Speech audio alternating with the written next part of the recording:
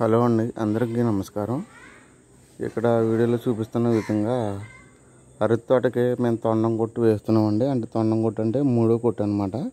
ఇక 2 కొట్లు వేసి బిగిస్తాం. ఆ కర్రని ఊతంగా వేసిన కర్రని ఇలా వీడియోలో చూపిస్తున్న విధంగా మూడో కొట్టు కూడా నిచ్చెన వేసుకుని పైకి వెళ్ళి కట్టుకోవాలండి. లేకపోతే గాలికి బాగా ఎక్కువ వేసినప్పుడు ఆ మూడో కొట్టు కానీ ఎక్కిపోతే తోట ఇరిగిపోద్దండి. అంటే ఆ గెల బరువు అయిపోయి గెల అనేది మధ్యలోకి ఇరిగిపోద్ది అనమాట. ఇంకా అలాగే గట్టిగా కర్రకి ఆ గెలకి తొండానికి మధ్యలో గట్టిగా కట్టు వేసుకోవాలండి. అలాగే నిచ్చెనెక్కి దిగుతూ ఉండాలి.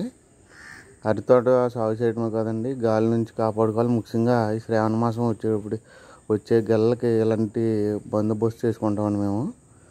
ఇలాగా ఎంతో కేర్ తీసుకుంటాను కానీ అరటిగెల మన చేతికి రావండి.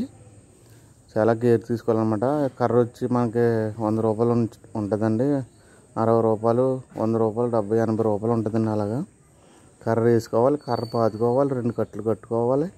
పైకి ఎక్కి వీడియోలో చూపిస్తున్న విధంగా కష్టపడి కట్లు వేసుకోవాలండి. దీనికి అరటి ఆకులతో కూడా గెలను కప్పుతామండి. తర్వాత అవకాశాన్ని బట్టి వీలుని బట్టి మేము శ్రావణ మాసంలోకి వచ్చేలాగా మేము గెలలో ఈ కర్పూర రకం అండి, ఈ పూజలకు వాడతారు కదా ఆ రకం అనమాట అండి. ఈ కర్పూర రకాన్ని ఈ శ్రావణ మాసం వచ్చేటప్పటికి వచ్చేలాగా మేము పంట సాగు చేసుకుంటామండి.